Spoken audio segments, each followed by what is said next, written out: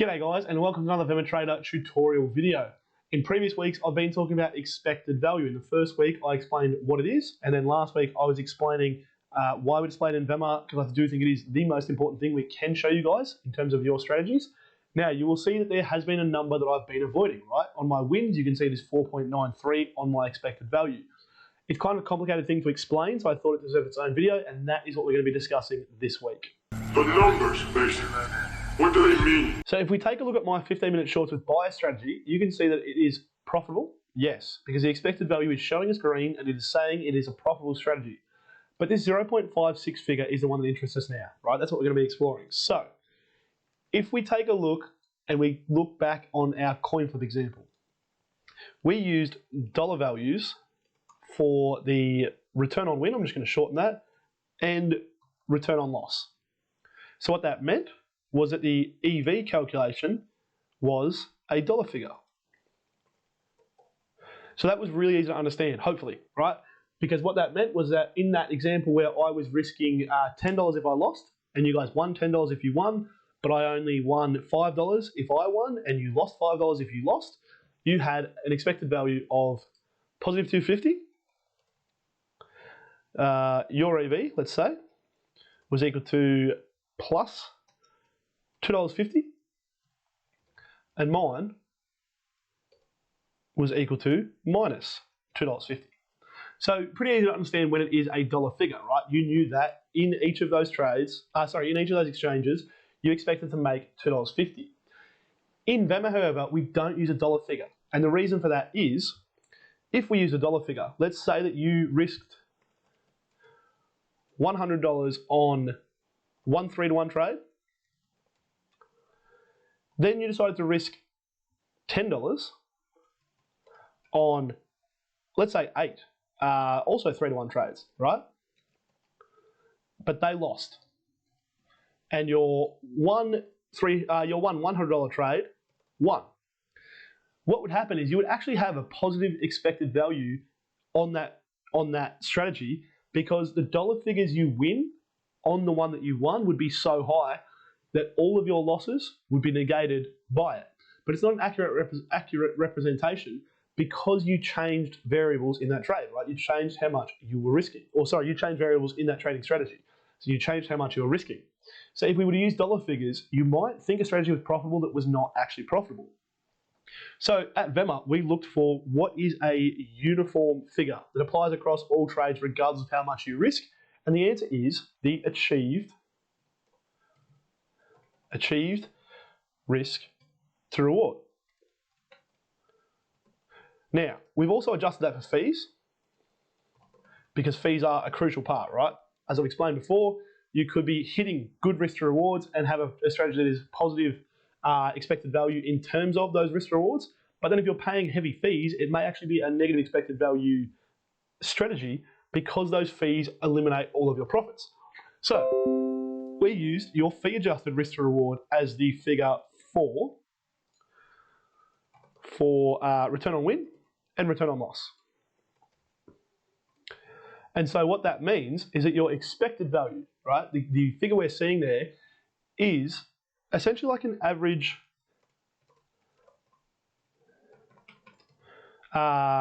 achieved. The achieved is really important, right? If you target 100-to-1 trade, but don't hit 100-to-1, and then you target 52-to-1s, that 100-to-1 would skew your calculation. So it's really important that it's the risk to reward that you actually do achieve on your trades. That's why we use the achieved one. Let's just say FA for fee adjusted. So the expected value is essentially an achieved risk to reward, which is fee adjusted.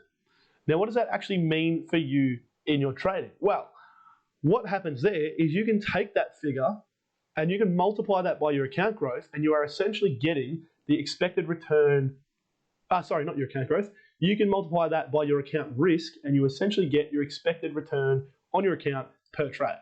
So if we take our EV figure and we multiply it by the account risk, that gives us what I like to call expected return, right? Which is account growth per trade. Now, as in the previous example, in that coin flip example where you could not actually make $2.50 on a trade, you wouldn't expect to make exactly your account growth per trade.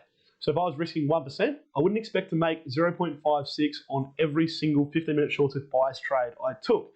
It is an average figure. Over the course of all of my 15-minute shorts with bias, that is the return that I have typically hit, right? A 0.56 to 1 achieved fee-adjusted risk to reward. So there would have been losses in there, there would have been wins in there. Overall, they average out to 0.56.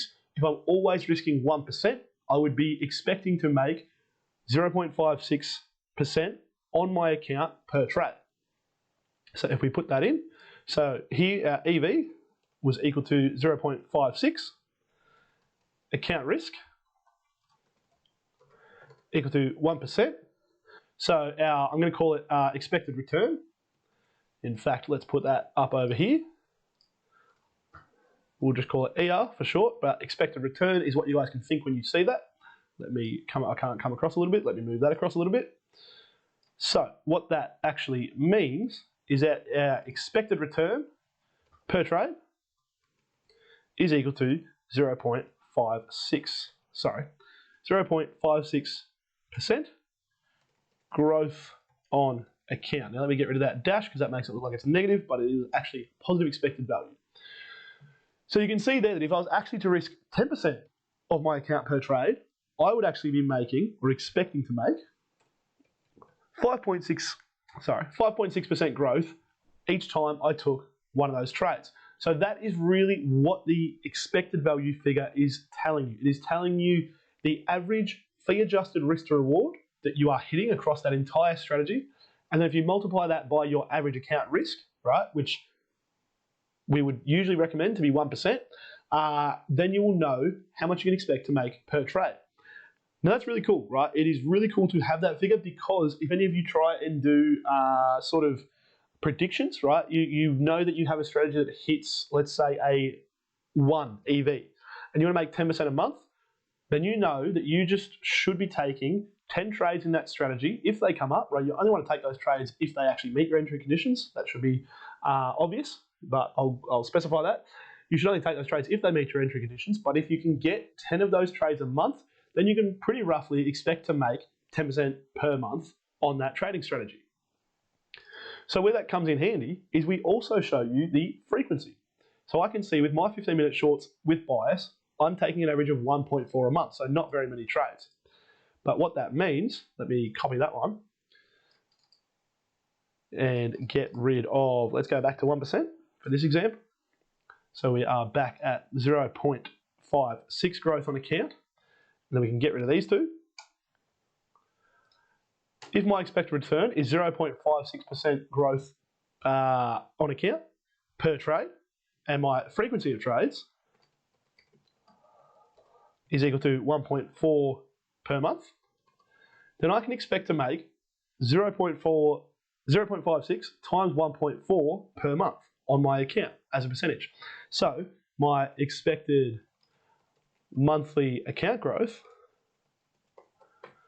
would be equal to 0.56% times 1.4, right? I'm taking 1.4 trades per month on average, which is going to give us a figure of 0.56 times 1.4, 0.784. So with this strategy, I can be expecting to make, why can't I copy that?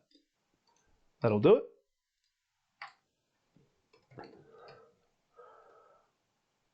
Percent on my account. So this is why expected value is such a useful figure. One, it tells you straight away whether your strategy is positive or not, right? As we saw in the dollar example, if it was a positive value, you expected to make money.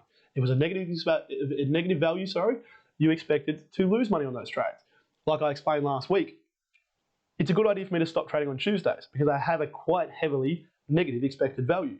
But what that figure is actually telling me is that every time I take one of those trades, I can expect to lose 1.12% of my account. So I'm probably risking 1%, but then fees are getting that up to 1.12, right?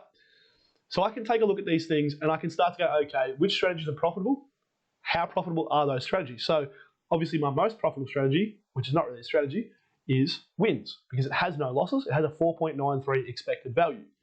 I can take a look at that and I can go, okay, that's fantastic. I want to be doing more of that. I want to be winning more trades. Now, that's pretty obvious because it is just wins. But you can imagine if I had a strategy that was a legitimate strategy with a 4.93 expected value, and I was taking 8.6 of those trades per month, I could potentially just stop trading in 15-minute shorts with bias. Even though it is profitable, right? I'm only finding 1.4 of those trades per month. I'm not finding as many of those trades as I'd like to be. And I'm not making as much on those trades as I am on the other ones. So it is probably worth me not spending that much time on that. Now, if they come up and I happen to notice them, then there's nothing wrong with taking them, right? I know it's a profitable strategy.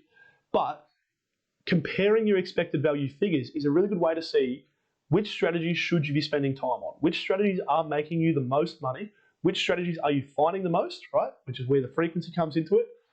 And in the opposite direction, which strategies are costing you the most? So, these ones are losing strategies. And how much are they costing you, right? So let's say that I had a strategy that was like negative 0.1 or negative 0.1. I can look at that and go, okay, that is a strategy that is potentially profitable. I might just have to make some tweaks. Whereas if I see a strategy that is negative 1.4, it's probably not worth me putting in the time to turn that into a profitable strategy because it is a long way from being profitable. It might just be a bad strategy. So there you have it, guys. Hopefully that helps clear up what that expected value figure is actually telling you. If you do have any questions, feel free to ask them in the YouTube comments, in our Discord channel, or submit support tickets because this isn't the simplest thing to wrap your head around. Hopefully I've done a good job of explaining it in this video, but if I haven't, definitely let me know because if I can explain it in a better way, I will do my best to do so. Have a great day, happy trading, and I will talk to you very soon.